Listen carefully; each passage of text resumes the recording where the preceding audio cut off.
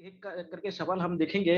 देखिएगा, आप लोगों को स्क्रीन दिख रहा होगा आपको, मोबाइल में या लैपटॉप में जिसमें भी खोल रखे होंगे, उसमें देखिए, ध्यान रखिएगा।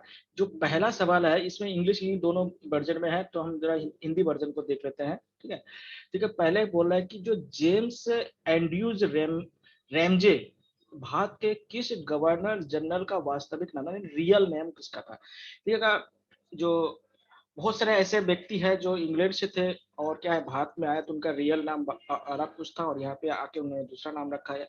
ऐसे उत्तराखंड में भी जब आंदोलन देखेंगे तो ऐसे भी बहुत से लोग थे। जैसे एक व्यक्ति था दर्शन भक्त करके है, उनका भी नाम देखिएगा बदल दिया पूरा। जातीय आंदोलन के लिए बहुत काम किया था उन्हें।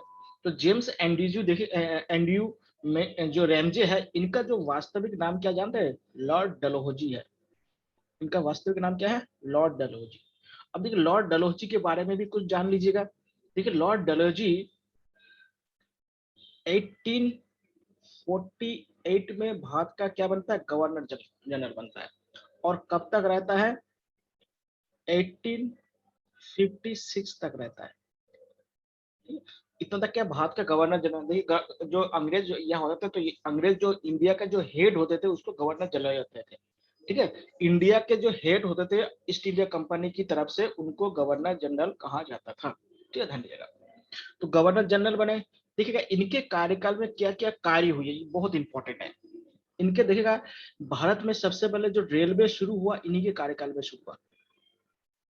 ठीक है, जो रेलवे शुरू हुआ किनके कार्यकाल में शुरू हुआ, इन्हीं के कार्य। देखिए, एक क्वेश्चन से आपको बहुत सारे क्वेश्चन का सॉल्व करा दूंगा इसमें से। ठीक है, रेलवे कब शुरू हुआ था, देखिएगा 1853 में भारत में रेलवे शुरू हुआ था। यानी 1853 में भारत में रेलवे शुरू हुआ था। और पहले जो रेलगाड़ी चलाया गया था वो मुंबई टू थाने के बीच में चलाया गया था। किसके बीच में, बम्बई और थाने के बीच में चलाया गया था, ध्यान रखिएगा। तो ये लॉर्ड डलहौजी को जेम्स एंड्रयू रेमजे कहा जाता है। इनका कार्यकाल क्या है, 1848 से लेकर 1856 तक है। और भारत में पहला जो रेलवे चलाया गया था इन्हीं के काल में चलाया गया था। कब चलाया गया था, 1853 में चलाया गया था। कहां से कहां तक चलाया गया था, आपके मुंबई टू थाने। थाने क्या है, मुंबई में एक जगह है, उसी में ये चलाया गया था। तो भारत का रेलवे शुरू किसने किया था, लॉर्ड डलहौजी ने इनके बारे में शुरू किया। दूसरी बात, भारत में जो पोस्टल डाक व्यवस्था भी इन्हीं के समय शुरू हुआ है। डाक जिसको आप पोस्टल कहते हैं। तो भारत में जो डाक व्यवस्था है वो भी किनके समय में शुरू हुआ, वो भी आपके लॉर्ड डलहौजी के समय में शुरू हुआ। ठीक है, लॉर्ड डलहौजी के समय पे ही क्या है आपके, ये शुरू हुआ। ठीक है, लॉर्ड डलहौजी के समय पे क्या है, डाक पोस्टल जो आजकल देखते हैं। और एक बात ध्यान रखिएगा, भारत में दुनिया का सबसे ज्यादा डाकघर है। अगर आपसे पूछा जाए कि दुनिया का सबसे ज्यादा डाकघर किस देश में है, तो वो है भारत में है। ठीक है, तो डाक व्यवस्था भी इन्हीं के समय शुरू हुआ था। तीसरा चीज इसके बारे में समझ लीजिएगा, इसी के समय पे देखिएगा एक रोड बनाया था शेरशाह सूरी ने। ठीक है, इस रोड को इन्होंने फिर से क्या है, मरम्मत करवाता है, जिसे जीटी रोड कहा जाता है। कौन सा रोड कहा जाता है, जीटी रोड। जीटी रोड कहा जाता है। तो जीटी रोड का मरम्मत किसने करवाया था, इन्होंने करवाया था, जिसको ग्रैंड ट्रैक रोड कहा था। जीटी रोड का फुल फॉर्म क्या है, ग्रैंड ट्रैक रोड कहा जाता है, जो कलकत्ता से कहां तक जाता था, लाहौर तक जाता था। कलकत्ता से कहां तक, लाहौर तक जाता था। तो ध्यान रखिएगा, इनके समय में तीन चार चीज समझ लिएगा। और इन्हीं के समय में भारत में पहली बार लोक निर्माण विभाग का स्थापना हुआ, जिसको पीडब्ल्यूडी कहते हैं। आप लोग देखा होगा ना, पीडब्ल्यूडी विभाग होता है। तो पीडब्ल्यूडी विभाग भारत में सबसे पहले कब शुरू हुआ है, ये डलहौजी के काल में शुरू हुआ है, ध्यान रखिएगा। और इसी डलहौजी के काल में यही शुरू हुआ, तो इसी के कारण ही तो क्या हुआ आपका, शुरू होने के कारण ही क्या है आपके यहाँ पे जो ये डायरेक्ट टाइम रोड बना, उसी के बाद देखिएगा आप लोग देखिएगा उत्तराखंड में पहली बार क्या है, इंजीनियरिंग कॉलेज बना था रुड़की में। एशिया का पहला इंजीनियरिंग कॉलेज कहाँ पे बना था, रुड़की में, जिसको थॉमसन कॉलेज कहते हैं या थॉमसन इंजीनियरिंग कॉलेज कहते हैं। उसी का क्या नया वर्जन अभी वो आईआईटी रुड़की बना है। ठीक है, तो एशिया का पहला अगर इंजीनियरिंग कॉलेज कहाँ बना था, आपका रुड़की में बना था। कौन, नाम क्या है, थॉमसन कॉलेज। और देखिएगा क्यों बनाया गया था, क्योंकि अपर गंगा कैनल बनाने के लिए बनाया गया था। वो जो ऊपरी गंगा नहर है उसी को बनाने के लिए इसने इंजीनियरिंग कॉलेज को बनाया गया था, ध्यान रखिएगा। तो रुड़की में बनाया गया था पहली बार भारत में इंजीनियरिंग कॉलेज, ठीक है, आधुनिक रूप से। तो ये डलहौजी के समय पर आया। और इसी के समय पे क्या है, एक व्यक्ति का नाम सुने होंगे, ईश्वर चंद्र विद्यासागर। उन्होंने क्या है, विडो रीमेरिज एक्ट बनाने के लिए इसी के समय में अर्जी दिया था। लेकिन इसके समय में तो उसको लाया तो गया था, लेकिन इसके समय पास नहीं हुआ था। तो विडो रीमेरिज एक्ट जो पास हुआ था वो क्या था, इसके बाद जो गवर्नर जनरल आता था उसका नाम है कैनिंग, लॉर्ड कैनिंग। तो लॉर्ड कैनिंग के समय पास हुआ था, ठीक है। तो ध्यान रखिएगा, अगर आपसे पूछा जाए कि विडो रीमेरिज, जिसको विधवा पुनर्विवाह अधिनियम कहा जाता है, जिसको राजा कहते हैं ईश्वर चंद्र विद्यासागर ने लाया था, ठीक है। तो वो लाया किसके समय पे, लॉर्ड डलहौजी के समय पे लाया था। और पास किसके समय पे हुआ था, लॉर्ड कैनिंग, लॉर्ड कैनिंग के समय में पास हुआ था। किसके समय पे हुआ था, लॉर्ड कैनिंग के समय में पास हुआ था। ठीक है, एक क्वेश्चन से आपको इतना ज्यादा क्वेश्चन आपको बता दूंगा कि आप केवल, आपके पास टाइम होना चाहिए पढ़ने के लिए, और बाकी जितने भी क्वेश्चन बनना है वो सब बना दूंगा, ठीक है। तो लॉर्ड कैनिंग के समय क्या है आपका, वीडियो रिमेरिज एक्ट क्या है, पारित हुआ था। और लाया किसके समय था, डलहौजी के समय था। और एक बात ध्यान रखिएगा, एक आपने सुना होगा विलय की नीति। तो विलय की नीति भी इनके समय में शुरू हुआ था। इसको डॉक्ट्रिन ऑफ लैप्स कहा जाता है, जिसको इंग्लिश में क्या कहता है, डॉक्ट्रिन ऑफ लैप्स कहा जाता है। विलय की नीति क्या है कि अगर किसी राजा यानी जो देशी रियासत था उनके अगर संतान नहीं उत्पन्न होगा तो वो क्या है दूसरे, अरे ये ऑडियो जरा बंद, भाई ऑडियो बंद कर दिया, बहुत बढ़िया क्लास चल रहा है, इसमें बीच में थोड़ा सा डिस्टर्ब सही नहीं है, तो ध्यान रखिएगा। तो क्या विलायक की नीतियां, डॉक्ट्रिन ऑफ लैप्स किसके समय पे आया था, लॉर्ड डलहौजी ने लाया था। और इसने क्या था कि जिस राजा के क्या थे, या जिस नवाब राजा जो भी है उनके संतान नहीं होते थे, वह संतान को गोद लेने की प्रथा को बंद कर दिया था। और इसी कारण देखिएगा झांसी को मिला लिया था, आप झांसी की रानी के नाम जानते ही है। उसके बाद जो लखनऊ के जो नवाब थे उनको हटा दिया था। फिर मराठा जो थे कानपुर के, उसको हटा दिया था। तभी तो क्या है 1857 में क्रांति हुआ था। इसी के जो विलय नीति ना, जिसको डॉक्ट्रिन ऑफ लैप्स कहते हैं, तो डॉक्ट्रिन ऑफ लैप्स के कारण ही भारत में क्या है 18 जो 1857 में जो रिवोल्ट हुआ था, इसी का मेन कारण माना जाता है। ठीक है, वो तो कारतूस वाला जो कारतूस जो चबरी वाला कारतूस तो बाद में आया था।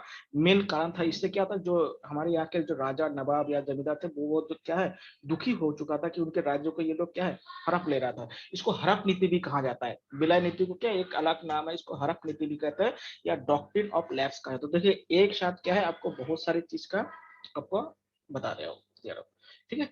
अब देखिएगा इसके बाद जो दूसरा जो क्वेश्चन है उस क्वेश्चन को हम देखते हैं। ठीक है, दूसरा क्वेश्चन पूछा गया है 1857 में। देखिएगा वही जो क्वेश्चन आपको बता रहा था वही क्वेश्चन है, ठीक है।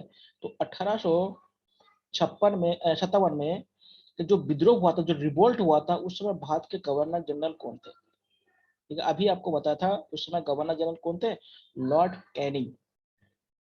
कौन थे गवर्नर जनरल, लॉर्ड कैनिंग। आपको पता था कि लॉर्ड डलहौजी के बाद कौन बना था, लॉर्ड कैनिंग बना था। तो लॉर्ड कैनिंग क्या है, इसी के समय क्या है जो रिवोल्ट हुआ था 1857 का, उस समय हुआ था।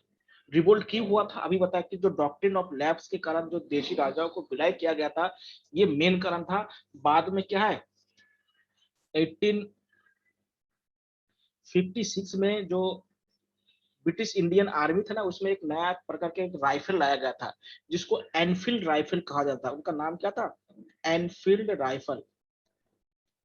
इस राइफल में क्या था, ये नया राइफल आया था। पहले के राइफल बहुत क्या होता था, जाम जाम हो जाता था, राइफल पहले जाम हो जाता था। तो एक नया राइफल आया था जिसका नाम क्या था, एनफील्ड राइफल कहा जाता है।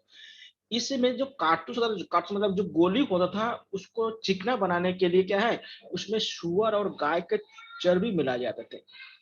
सुअर और गाय के यानी पिग और काउ के क्या है जो चबड़ी होता था, जो फैट होता था, उसको मिलाया जाता जिससे चिकना हो जाए, यानी उससे क्या होगा गोली या राइफल में क्या गोली फंस ना जाए।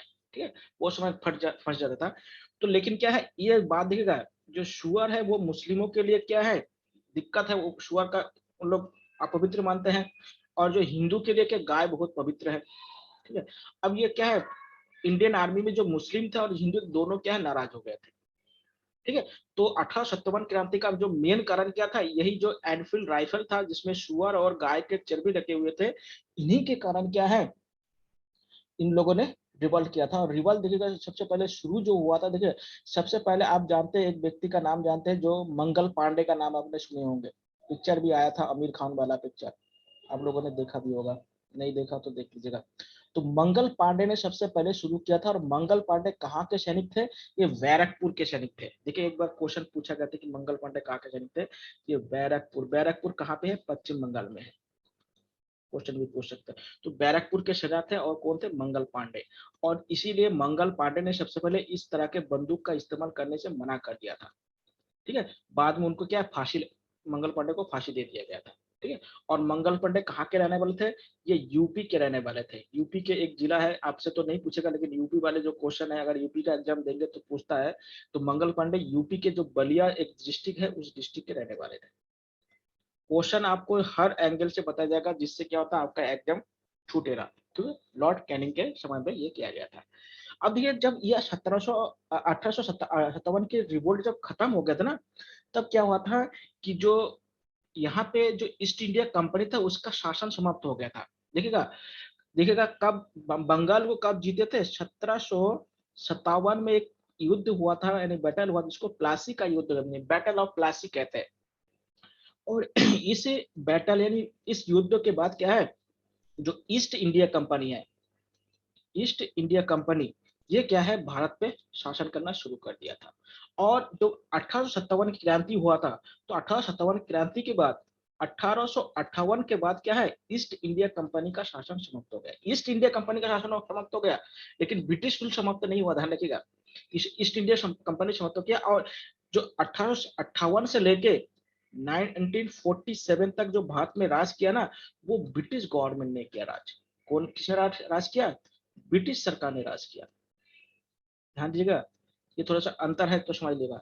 यानी जो 1757 से लेके 1858 तक जो राज किया, वो ईस्ट इंडिया कंपनी ने राज किया भारत पे।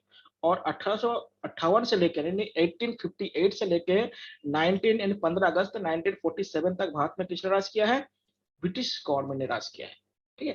तो इसलिए क्या है, जब ये रिवोल्ट हो जाता है तभी क्या है, भारत से ईस्ट इंडिया कंपनी का राज खत्म हो जाता है। उसी की जगह पे क्या है, क्राउन का राज यानी रानी विक्टोरिया का राज शुरू हो जाता है। यानी क्वीन विक्टोरिया का राज शुरू हो जाता है, इसलिए बोलते हैं कि रानी विक्टोरिया का राज शुरू हो जाता है। और जो कैनिंग है, इसके समय पे ये हुआ था। और देखिए इसी के बाद क्या, कैनिंग को गवर्नर जनरल का उपाधि जो था ही था, उसके साथ वायसराय के भी उपाधि दिया गया था। क्या दिया गया था, वायसराय। तो अगर आपसे पूछा जाए कि भारत का पहला वायसराय कौन है, तो क्या है, लॉर्ड कैनिंग है। ठीक है। और भारत का पहला वायसराय कौन है, लॉर्ड कैनिंग है। अगर भारत का पहला गवर्नर जनरल पूछे तो वो है विलियम बेंटिंग। ठीक है, थोड़ा सा देखिए, हर एंगल से सवाल को जानिए। आगे देखिएगा, जो तीसरा नंबर क्वेश्चन है, इसमें है हिंदुस्तान सोशलिस्ट रिपब्लिक आर्मी। आपने भगत सिंह वाला पिक्चर अगर देखे होंगे तो मालूम होगा।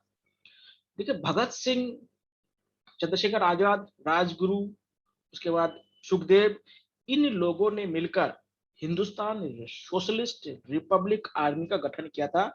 कब, 1928 को। कहां पे किया था ये, दिल्ली का जो फिरोज शाह कोटला मैदान है, दिल्ली में कौन सा मैदान है, फिरोज शाह कोटला। फिरोज शाह कोटला जो मैदान है, अभी क्या है, उसका नाम बदल दिया गया है। फिरोज शाह कोटला मैदान का नाम बदल दिया गया है। अभी उस मैदान का नाम क्या है, आप लोग बता सकते हैं। फिरोज शाह मैदान कोटला है, ये कहाँ पे, दिल्ली में है। तो यही पे क्या है, हिंदुस्तान सोशलिस्ट रिपब्लिक आर्मी का गठन किया गया था। और किन के द्वारा किया गया था, भगत सिंह, चंद्रशेखर आजाद, राजगुरु, सुखदेव, इन चार लोग का मेन नाम है, तो उनमें समझ लीजिएगा। और कब किया गया था, 1928 को किया गया था, 1928 में किया गया था। देखिए अभी जो फिरोज शाह कोटला मैदान का नाम बदल के अरुण जेटली स्टेडियम कर दिया गया। किनके नाम पे कर दिया गया, अरुण जेटली, जो बीजेपी के नेता रहते रह चुके हैं, अभी उनका डेथ तो हो गया है, तो उनके नाम पे कर दिया। किसका नाम पे कर दिया, अरुण जेटली के नाम पे कर दिया। ध्यान दीजिएगा, ये किनके नाम पे कर दिया, अरुण जेटली। तो भगत सिंह के बारे में आप जो लोग जानते हैं। और भगत सिंह को फांसी कब हुआ था, जिनको शहीद दिवस के रूप में मनाया जाता है, 23 मार्च कब हुआ था, 23 मार्च को हुआ था, 23 मार्च 1931 को हुआ था। ठीक है, तो ध्यान दीजिएगा। तो इन तारीख को, ये तारीख बहुत बार पूछा जाता है, तो उनके इनको फांसी हुआ था। और फांसी कहाँ पे हुआ था? लाहौर जेल में हुआ था। ठीक है, ध्यान दीजिएगा। तो इसी समय ये हुआ था। आगे देखिएगा, चौथा नंबर क्वेश्चन है, काकोरी कांड से संबंधित नहीं था। देखिए पहले समझिए काकोरी कांड है क्या। देखिए काकोरी कांड हुआ था 1925 में हुआ था। कब हुआ था? 1925। एक ट्रेन है जो सहारनपुर से लखनऊ की तरफ जाते थे। कहां से? सहारनपुर से लखनऊ की तरफ। और लखनऊ से थोड़ा सा पहले ही एक काकोरी नामक के का एक स्टेशन आता था। ये कहा? लखनऊ के बगल में है। तो उस समय देखिएगा एक संगठन बना था 1924 में।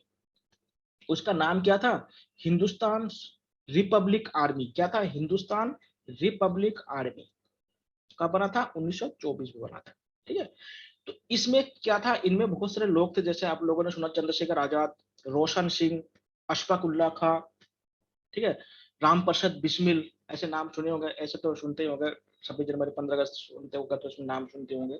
तो इन लोगों ने क्या बना था? HRA यानी हिंदुस्तान रिपब्लिक आर्मी बनाया गया था। कब बना था? 1925। तो इन्होंने ये जो सहारनपुर वाला जो ट्रेन है जो लखनऊ जा रही थी, काकोरी नामक स्थान पर इसको लूट लिया था। और लूटने के कारण क्या होता, इनमें से जो देखेगा, इनमें से 3 व्यक्ति है जो इसमें दे रखा है और एक व्यक्ति इसमें नहीं दे रखा है। ये जो तीनों व्यक्ति दे रखा है, इन तीनों को फांसी दे दिया गया था। केवल चंद्रशेखर आजाद भाग गए थे। इसलिए चंद्रशेखर, इसलिए उनका नाम के साथ क्या? आजाद।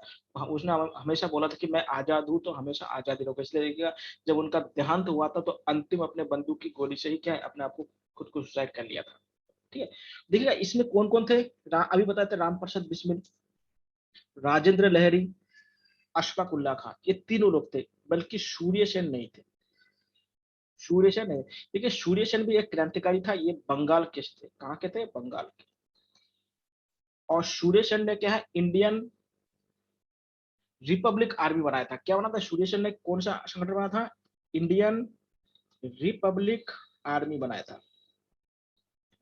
और बंगाल में एक जगह है चटगांव, वहां पे क्या सेना के जो हथियार थे उसको लूट लिया था। ठीक है।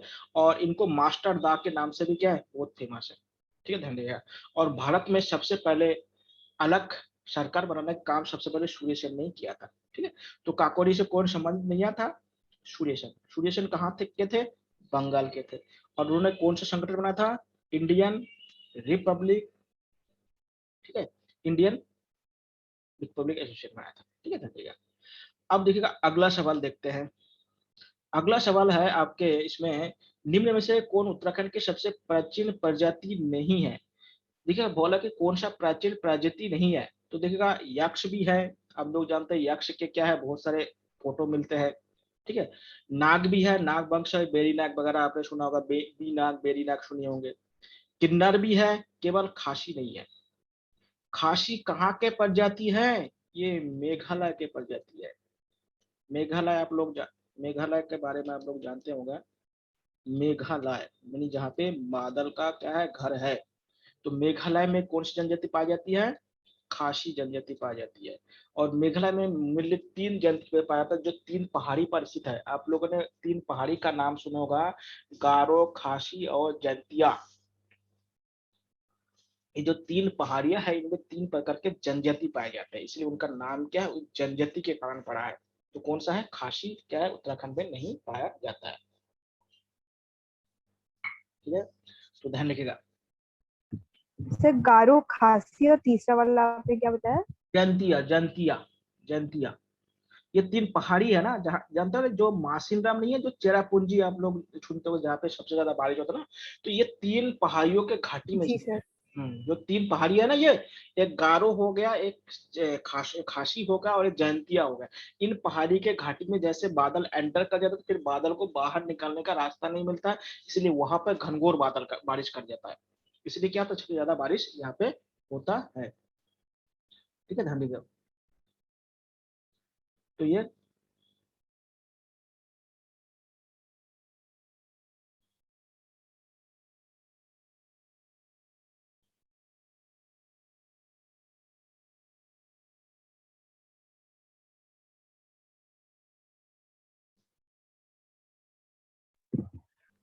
Hello sir. हाँ हाँ बताइए।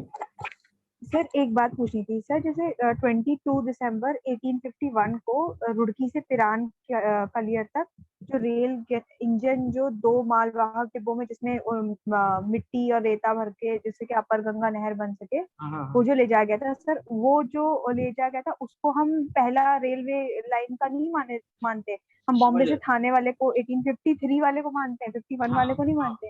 देखिए जानते हैं क्या हुआ था पहले सब, जो जो आप बोले ना उत्तराखंड में वाला जो, वो जानते हैं कि रेल की पटरी तो बिछाया गया था, लेकिन उसमें जो रेलगाड़ी चलाया गया था ना, तो रेलगाड़ी में इंजन नहीं था। क्या नहीं था? अच्छा। वो बैल या भैंस या इस तरह के जानवरों से वो खींच खींच के लेके जाते थे मिट्टी। समझ में आया? अभी देखिएगा यहाँ पे भी रेल लाइन छोटा सा है, आप देहरादून और ये मंसूरी के बीच में भी बसाया जा रहा था, तो छोटी लाइन, ठीक है, जिसको आप नैनो ग्रेस कहते हैं। ठीक। तो ये तो बिछाया गया था, ये क्या था, उस मिट्टी को धोने के लिए, सवारी के लिए नहीं था। और उसमें इंजन नहीं लगा हुआ था, बल्कि क्या बैल या जो जानवर थे उनसे खींचने के लिए काम आता था वो। और जो थाने और मुंबई के बीच में जो चलाया गया ना, वो वास्तविक इंजन देखिएगा। सबसे पहले 1825 में, 1825 में क्या है, ब्रिटेन यानी लंदन में सबसे पहले रेलवे चलाया गया था। और उस देखिए भारत में रेलवे क्यों चलाया गया था, इसका कारण यह है कि यहाँ के जो भौगोलिक परिस्थिति ना, उससे क्या होता है कि ना तो यहाँ पे अच्छी नदियां थी, जैसे क्या जल मार्ग से ये लोग क्या है गांव से या छोटे छोटे शहरों से जो कच्चा रॉ मटेरियल है उसको ला के इंडियन को एक्सपोर्ट करे। हमारे यहाँ पे देखिए जल मार्ग अभी भी विकसित नहीं है, उस समय तो विकसित था ही नहीं। दूसरी बात है कि जो भौगोलिक स्थिति है इसमें क्या है, चोरी होने का बहुत ज्यादा डर लगता था और टाइम बहुत ज्यादा लगता था। ठीक है। और क्या था, जमीन भी उबड़ खाबड़ था, इसलिए ये लोग क्या है भारत में रेलवे का इसलिए जल्दी विकास कर देखिएगा। 1825 में लंदन में आ गया, और क्या 1853 में भारत में, अब 53 क्या जो बोले पटरी क्या 30 के दशक में आ गया था। ठीक है, तो ये आ गया था। लेकिन क्या है, इसमें यही कारण था कि रेलवे देखिएगा भारत के विकास के लिए नहीं बनाया गया था, बल्कि अंग्रेजों को यहाँ से रॉ मटेरियल बहुत तेज गति से क्या है इंग्लैंड भेजना था। क्योंकि इंग्लैंड में क्या बड़े बड़े कारखाना था, उसको क्या है कच्चे माल की आवश्यकता था। यहाँ से चाहे गन्ना हो, कपास हो, चाहे नील हो, इस तरह के जो चाहिए, लोहा हो, कोयला हो, ये भेजना था। तो वो क्या है सामान्य रूप से तो भेजा नहीं जा सकता, इसलिए रेलवे भेजना बहुत जरूरी हो गया। अब देखिएगा अगला चीज आता है आपका क्वेश्चन नंबर 6। ये है खुरबुरा का युद्ध कहाँ हुआ। देखिए खुरबुरा का युद्ध कहाँ पे हुआ था, देहरादून में हुआ था। देहरादून के बगल में, आप बोले कि देहरादून में, मतलब उसमें तो देहरादून था नहीं, तो देहरादून के नहीं हुआ था, देहरादून के उस क्षेत्र में हुआ था। इसमें देखिएगा क्या हुआ था, ये क्या था, इस 1840 में हुआ था। इस युद्ध में क्या था कि जो गोरखा है उनको क्या, जो परमार वंश है उनके जो राजा थे उनको हरा दिया था। ठीक है, तो इसी में इसको हुआ था। कहाँ पे है ये, देहरादून में। खुरबुरा का युद्ध कहाँ पे अगर आपसे पूछा जाए तो आपका देहरादून में हुआ था। उस समय देहरादून तो नाम तो नहीं आया था, तो समझ लेके अगर आपसे पूछा जाए तो देहरादून वाला इलाके में हुआ था। अब देखिएगा अगला सवाल है, 1946 में पर्वतीय क्षेत्र के लिए अलग प्रशासनिक भाग बनाने की मांग किसने किया था। देखिएगा इसका वास्तविक मांग तो क्या था, अनुसुईया प्रसाद बहुगुणा ने किया था। किसने किया था, इसका नाम सुने होंगे आप लोगों ने, अनुसुई प्रसाद बहुगुणा ने किया था। लेकिन उस संगठन के जो अध्यक्ष थे, उस समय जो सभा हो रहा था उसका अध्यक्ष कौन थे, बद्री दत्त पांडे थे। अगर अनुसुईया प्रसाद बहुगुणा अगर आ जाए तो उसी को लगाइएगा, ठीक है। यहाँ पे उनका नाम नहीं दिया था, तो उसका अध्यक्षता कौन कर रहे थे उस संगठन का या उस सम्मेलन का, बद्री दत्त पांडे कर रहे थे। तो यहाँ पे आंसर क्या हो जाएगा, बद्री दत्त पांडे हो जाएगा। ठीक है, धन्यवाद। ये क्या उत्तराखंड को अलग प्रशासन के लिए जो पहाड़ी यानी गढ़वाल और जो कुमाऊं क्षेत्र है, गढ़वाल और कुमाऊं क्षेत्रों के लिए अलग से क्या एडमिनिस्ट्रेशन ब्लॉक बनाने की बात चल रहा था।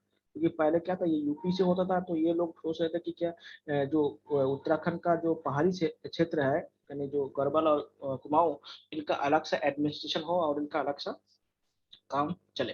ठीक है, धन्यवाद। अब देखिएगा पर्यावरण से एक सवाल है।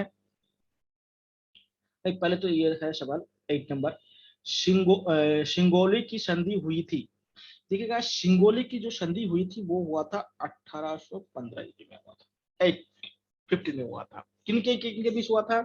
ये हुआ था ब्रिटिश गवर्नमेंट के बीच में, यानी उस समय क्या था, ब्रिटिश गवर्नमेंट तो नहीं कहेंगे, ईस्ट इंडिया कंपनी कह लीजिएगा, ईस्ट इंडिया कंपनी, ठीक है, ईस्ट इंडिया कंपनी और कौन थे, और थे गोरखाओं के बीच में, ठीक है। और देखिए जो ये संगोली जो जगह है ना, ये संगोली क्या है, बिहार में है। अगर आपसे पूछा जाए कि ये संगोली कहाँ पे है, तो बिहार का एक क्षेत्र है, एक जगह है, वहां पे हुआ था ईस्ट इंडिया कंपनी और गोरखाओं के बीच में हुआ था, जिसमें गोरखा क्या हार जाने के बाद क्या है, जो कुमाऊं और गढ़वाल का क्षेत्र अंग्रेजों को दे देते हैं, और अंग्रेज क्या है, गढ़वाल के कुछ क्षेत्र को लेके बाकी क्या परमार वंश को दे देते हैं, और कुमाऊं में क्या होता है, पूरी तरह से कुमाऊं को क्या है, वो अंग्रेज अपने पास रख लेते हैं, ईस्ट इंडिया कंपनी अपने पास रख लेता है। तो संगोली कहाँ पे है, ये बिहार में है, और ये संधि कब हुआ था, 1815 में हुआ था, और किन के बीच हुआ था, गोरखा और अपने ईस्ट इंडिया कंपनी के बीच में हुआ था, ठीक है। और उस समय लॉर्ड हेस्टिंग क्या थे, गवर्नर जनरल थे। गवर्नर जनरल कौन थे, लॉर्ड हेस्टिंग, उसके बाद कॉन्वेंट थे। ठीक है, 9 नंबर क्वेश्चन देखिएगा, चमोली के रैनी गांव में किसके नेतृत्व में वन कटाई के विरोध में आंदोलन चलाया गया था? अब देखिएगा इसमें थोड़ा सा बहुत ही एक जैसा क्वेश्चन दिया रखा है। सुंदरलाल बहुगुणा है, चंटी प्रसाद भट्ट भी है, और गोरा देवी भी है। देखिए यहाँ पे क्वेश्चन क्या है, आंदोलन चलाया गया था। इसका आंदोलन चलाने का श्रेय जाता है सुंदरलाल बहुगुणा को, और जो गोरा देवी है, इन्होंने पेड़ बचाने के लिए क्या है, पेड़ से चिपक गए थे, ठीक है, वन कटने के विरुद्ध में बोला ना। तो देखिएगा, तो आंदोलन चलाने का जो श्रेय जाता है वो बहुगुणा को जाता है, आंदोलन जहाँ पे आएगा, क्योंकि गोरा देवी क्या अनपढ़ थी, तो इनको उतना आंदोलन के बारे में उनको कैसे नॉलेज होगा, तो ये भी समझ लीजिएगा। और उनके पास उतना संस्कृत भी नहीं था, नॉलेज भी नहीं थी। तो मेन आंदोलन चलाया था सुंदरलाल बहुगुणा, जो अभी उनका जो देहांत हो गया है, ध्यान रखिएगा, ठीक है, तो उनके समय में उनको हुआ था। उसके बाद 10 नंबर क्वेश्चन देखिएगा, परमार वंश के संस्थापक कौन थे, कनकपाल। परमार वंश के संस्थापक कौन थे, कनकपाल। और अंतिम शासक कौन थे, मानवेंद्र शाह। ठीक है, पहला शासक कौन है, कनकपाल, और अंतिम शासक कौन है, मानवेंद्र शाह, जिसके समय पे 1900 1949 को क्या ये भारत में विलय हो गया था। तो ध्यान रखिएगा, ये क्या है, कनकपाल के समय पे क्या शुरू हुआ था परमार वंश का। ये क्या था, गुजरात से आए थे, और क्या था, जो उस समय के गढ़वाल के राजा थे, तो उनसे लड़की की शादी हो गया, तो उनको राजा बना दिया था, वो अलग मैटर है। अब देखिए अगला देखिएगा, निम्न में से कौन सा प्राचीन बलित पर्वत, नहीं, प्राचीन बलित पर्वत कह रहे हैं। बलित देखिए, बलित मतलब फोल्ड, बलित का मतलब कितना फोल्ड होना चाहिए। तो सबसे प्राचीन क्या है, अल्पेशियन जो पर्वत है, ठीक है, ये क्या है, सबसे प्राचीन है, और बलित पर्वत नहीं है। ये कहाँ पे, यूएसए में है। कहाँ पे है, यूएसए में, अमेरिका में है, ठीक है, धन्यवाद। तो ये क्या है, बलित पर्वत नहीं है। आगे देखिएगा, 12 नंबर क्वेश्चन, निम्न में से कौन सा एक मूल स्थल के अंदर जो लैंड के रूप में, स्थल के रूप में नहीं है, तो वो पूछता है कि मूल जो ओरिजिन रूप से जो स्थल आकृति होना चाहिए वो नहीं है, वो कौन सा नहीं है, उसके बारे में जरा।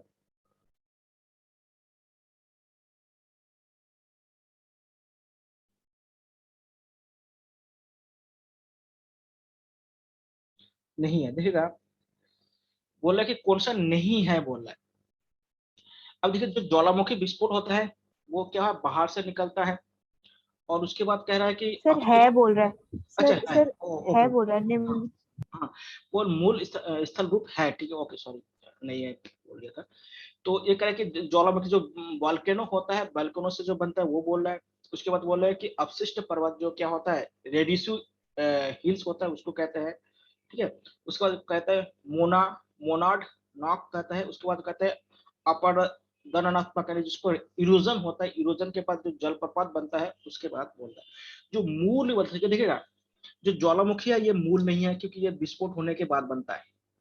ज्वालामुखी क्या होता है, विस्फोट होने के बाद बनता है, यानी उसमें जब ब्लास्ट होता है, तो ब्लास्ट के बाद ही क्या बनता है, ज्वालामुखी बनता है। हम लोग जानते हैं बैल्कनो, ठीक है। तो बैल्कनो क्या है, इसको बनता है। उसके बाद जो अपर्दन होता है, अपर्दन के बाद क्या आता है, जो जलप्रपात बनता है, ठीक है। जलप्रपात मतलब वाटरफॉल जिसे कहते हैं, जैसे अब लोग जानते हैं ये मैसूरी के बाद कौन सा है, फॉल है, उसमें जो क्या होता है, इसको वाटरफॉल कहते हैं, वाटरफॉल को क्या जलप्रपात कहा जाता है। तो उसमें जो अपर्दन होगा ना, इरोजन होगा, अपर्दन मतलब इरोजन यानी मिट्टी का कटना, तो उसके कारण क्या बन सकता है, ओरिजिनल स्थल रूप जो वास्तव में जो स्थल रूप बने यानी लैंड रूप बने। उसके बाद देखिएगा अवशिष्ट पर्वत, अवशिष्ट पर्वत अभी बता कि जो पर्वत का जो ऊपरी भाग है वो क्या है, बरसात या पानी के कारण उसका क्या होता है, पूरा इरोजन हो जाता है, और जो चीज बचा रहता है उसको क्या है, अपशिष्ट पर्वत या रेडियसू हिल कहा जाता है। और एक है मोनार्ड नॉर्थ। तो देखिए इसमें जो बोल रहा है कि मूल स्थल कहते हैं, जो मूल होता है, मूल मतलब जो पहले से बना होता है, ठीक है। तो जो मूल होता है वो क्या होता है आपके, ये जो अपशिष्ट पर्वत होता है यही इसके मूल में आता है, क्योंकि इसके बाद क्या, तो ऊपर का जो भी इरोजन होने के बाद जो मेन बचा रहता है वही बचा, जैसा हमारे देश में जानते हैं जो अरावली पर्वत है उसी को माना जाता है। अरावली पर्वत आप जानते हैं राजस्थान में है। 13 नंबर क्वेश्चन देखिएगा, सर्वाधिक तटीय। सर ये मोनाडनाक क्या है सर? ये जानते हैं मॉडर्न, जानते हैं क्या होता है, जैसे हवा होती है ना, हवा के कारण बहुत सारे क्या होता है, धूल वगैरह आके जम जाता है, उसके बाद ये बनता है बहुत सारे, ठीक है। जैसे प्लेन में तो नहीं होता, जहाँ पे मरुस्थल होता है ना, डिजर्ट होता है, वहाँ पे होते रहते हैं। वहाँ पे क्या होता है, धूल क्या होता है, वहाँ पे हवाएं चलती रहती है, जैसे आप लोगों ने देखा होगा अरब वगैरह देखे होंगे, उसमें इस तरह से बनते हैं। सर्वाधिक तटीय अपर्दन मतलब तटीय अपर्दन मतलब इरोजन, यानी जो हमारे कोस्टल एरिया में जो इरोजन होता है वो किससे होता है। एक होता है लहरों से, यानी क्या होता है, जो तूफान चलते रहते हैं, यानी जो तरंग होता है, यानी वेव्स होता है, उसे कारण बोल रहा है। ज्वार भाटा होता है, ज्वार भाटा को क्या कहता है, टाइडल कहा जाता है, जो हमेशा दिन में 2 बार आती है, धारा यानी करंट से। उसके बाद क्या है, सुनामी से। तो देखिएगा सर्वाधिक तटीय, तो सर्वाधिक क्या है, सुनामी से आता है। जब सुनामी आता है, आप लोग जानते हैं कि भारत में 2004 में सुनामी आया था तमिलनाडु में। तो सुनामी से क्या था, इसमें लहरें यानी बहुत तेज होती है, इसमें क्या होता है, जो वाटर फ्लो बहुत तेज होता है, तो इसी से क्या होता है, ज्यादा इरोजन होता है यानी अपरदन होता है, ठीक है। अगर एक साथ आ रहा हो। और सुनामी जो शब्द है ना, ये क्या है, जापानी भाषा का शब्द है, ठीक है, ध्यान दीजिएगा। और सुनामी कैसे उत्पन्न होता है, जब किसी सी में यानी सागर में कोई बैल्कनो बैल्कनो या कोई अर्थक्वेक उत्पन्न होता है, तो अर्थक्वेक उत्पन्न होने के कारण क्या होता है, जो उनके वाटर बॉडी होता है उसमें से क्या होता है, बहुत सारे करंट निकलते हैं। करंट मतलब धाराएं, करंट मतलब ऐसा बिजली वाला करंट मानिएगा। तो करंट निकलते रहते थे, और इसी करंट के कारण क्या होता है, इधर क्या होता है, आते रहते हैं, और इससे बहुत सारे जो कोस्टल एरिया होता है वो बहुत सारा खराब हो जाता है। आप लोग 2004 का अगर सुने होगा, देखिएगा तमिलनाडु का जो एरिया है बहुत खतरा हो गया। और सबसे ज्यादा जो खतरा हुआ था वो इंडोनेशिया को में सबसे ज्यादा खतरा हुआ था। तमिलनाडु में लगभग 10,000 लोग मारे गए थे इसी कारण, ठीक है। और इंडोनेशिया में तो लगभग लाखों लोग इसमें मारे गए थे। तो इसी कारण सुनामी एक जापानी शब्द से बनाया गया है। अभी देखिएगा एक सवाल बहुत इंपॉर्टेंट है, कि इसीलिए देखिए बोल रहा था कि हम जो पढ़ाते हैं क्या वो वास्तव में पूछते हैं कि नहीं, वो भी हमें चेक करना बहुत जरूरी है। वायुमंडल की सबसे निचली परत कौन सा होता है, तो वायुमंडल का सबसे निचली परत कौन सा होता है, क्षोभ मंडल। इसको टोपोस्फियर भी कहा जाता है, ठीक है। क्षोभ मंडल को आपको बता कि 5 मंडल होता है, 5 मंडल मतलब 5 लेयर होता है, 5। जिसमें सबसे नीचे कौन सा होता है, देखिए आपको बताता है, सबसे नीचे क्या है, टोपोस्फियर जिसको क्षोभ मंडल कहते हैं, फिर स्ट्रेटोस्फियर जिसको समताप मंडल कहते हैं, फिर मीजोस्फियर जिसको मध्य मंडल कहते हैं, फिर आयनोस्फियर जिसको आप आयन मंडल कहते हैं, और सबसे ऊपर क्या है, एक्सोस्फियर जिसको महामंडल कहा जाता है, ठीक है। तो सबसे नीचे क्या है, टोपोस्फियर है, यानी शोभ मंडल है। और आपको बता दें कि शोभ मंडल में ही क्या है, एयर पोल्यूशन भी होता है इसी पे, और एयर पोल्यूशन भी होता है, और जो ग्लोबल वार्मिंग होता है, ठीक है, जिसे वैश्विक तापमान आप कहते हैं, ग्लोबल वार्मिंग, ठीक है। तो वो ये भी क्या होता है, इसी जगह पे होता है। और इसी जगह पे क्या होता है, बादल बारिश जितने भी क्लाइमेट से जितने भी चीज होता है वो सब क्या होता है, शोभ मंडल में ही होता है, यानी क्या है, टोपोस्फियर में ही होता है, ठीक है। इसलिए टोपोस्फियर में क्या होता है, वायुयान को चलाया नहीं जा सकता है, क्योंकि यहाँ पे क्या होता है, हमेशा तूफान आते रहते हैं, और तूफान आएंगे तो वायुयान को क्या है, इस मंडल में नहीं चलाया जाता है। तो वायुयान को किस मंडल में चलाया जाता है, आप लोगों को मालूम होगा। तो वायुमंडल को किस मंडल में चला जाता है, वायुमंडल को समतल मंडल में चला जाता है।